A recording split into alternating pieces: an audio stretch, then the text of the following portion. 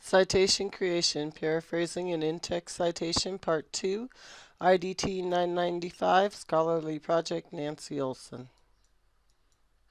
Description of Learning Context.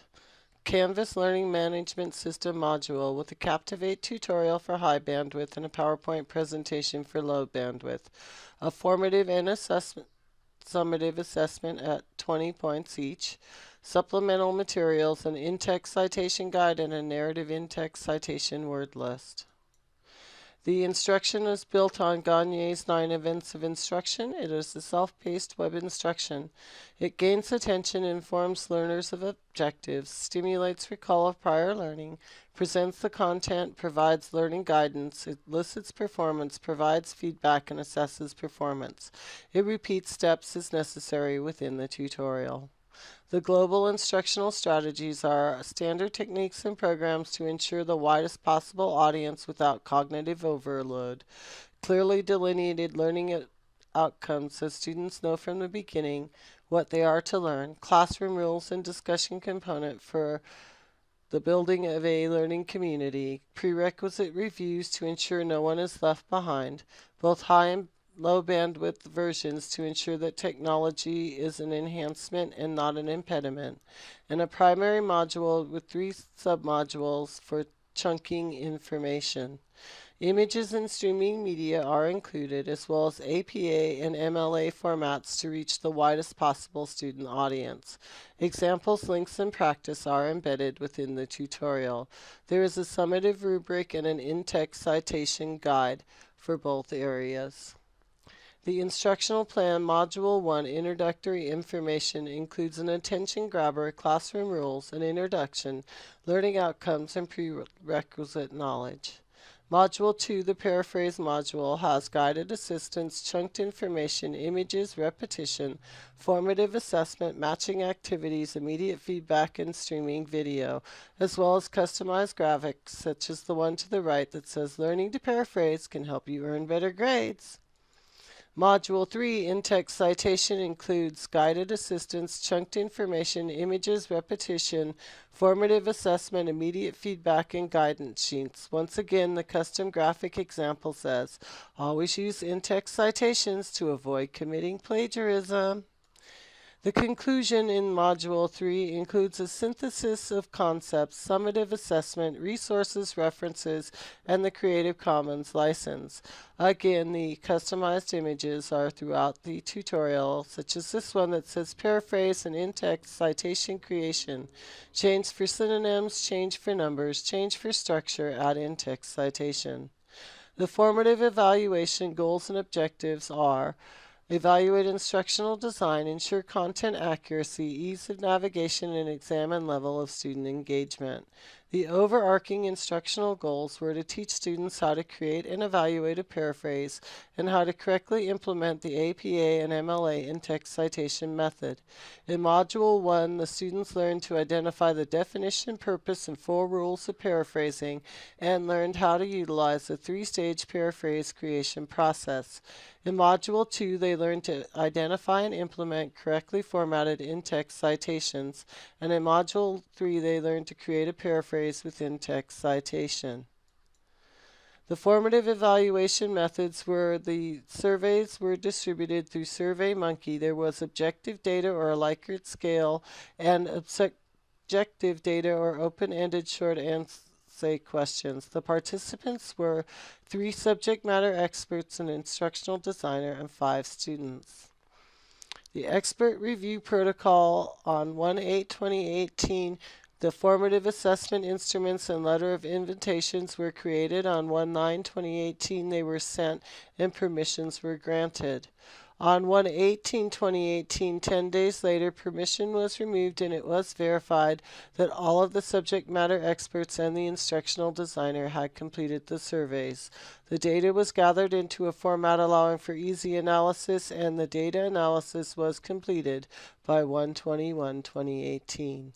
The experts were Subject Matter Expert 1, an English instructor who is the head of a curriculum committee; Subject Matter Expert 2, a health PE instructor with extensive distance education experience; Subject Matter Expert 3, an early childhood instructor who is the head of the Student Learning Outcomes Committee; and an instructional design expert with over 10 years of experience who is competent in several learning management systems. The learner review protocol also occurred on 1/8. The formative assessment instruments and the letter of invitation were created and they were sent on 1/9, and the permissions were granted. 10 days later, on 1/18, the tutorial review period ended. The review did confirm all 5 students had filled out the surveys. The data was gathered into a format to allow for easy analysis. The data analysis was completed and the tutorial was then uploaded to the server. The learners were Student 1, 23, female, second semester; Student 2, 24, female, third semester; Student 3, 22, male, first semester; Student 4, 58, male, fifth semester; Student 5, 28, female, second semester. The instruments were 4 surveys with 7 questions per survey. Questions 1 and 2 were on instructional design, 3 and 4 were on clarity of instruction, 5 and 6 were on difficulty level, and 7 was overall constructive criticism. The Likert scale was the qualifying modifiers were extremely, very, moderately, slightly, and not at all. The revisions for Module 1 were navigation assistance. 2 slides were created, 1 to be placed as the second slide and 1 to be placed as the third slide. They allowed navigation to each main module. The Better Change Numbers section allowed for 2 exceptions and approximation rules, which ensured that the students had a better grasp of the change numbers technique. Slide 8 error and cutoff words could not be replicated and therefore were not fixed. The unable to view streamlined videos were corrected throughout the tutorial by opening them in a new tab and pausing them. This also fixed the resources restarting tutorial error. The incorrect answer to question 20 was corrected, but add more color was not corrected, as it was felt that that is more of a distraction than an aid to learning. The lost in prerequisite materials could not be corrected, as we do need to allow students to be able to review prerequisite level material. In Module 2, speaking too fast on slides, the slides were reviewed and several were redone for slowness of speech. The APA instead of MLA being mentioned was corrected, and et al. Did have its definition repeated the first time that it was offered. The final revisions for Module 2 were the buttons needing to open a new tab, which was corrected. Quiz questions 15 and 18 being too similar, so 15 was rewritten. And adding examples of in-text citations was not corrected, as that was done, just the reviewer did not know that, had they not gone to Module 3 yet. For Module 3, the buttons need to open a new tab was corrected. Quiz questions 19 and 20 were corrected, but the repetition in instructional materials is a deliberate device, and so therefore that was not corrected. The final revisions for the assessment instruments, some quiz questions, specifically 18 and 15, were rewritten and changed to be shorter.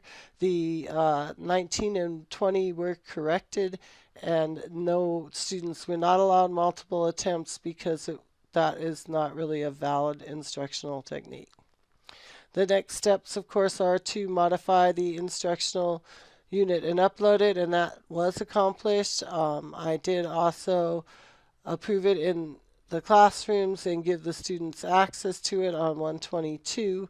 On 2.2 that was removed, and on 2.15 the summative evaluation report was written.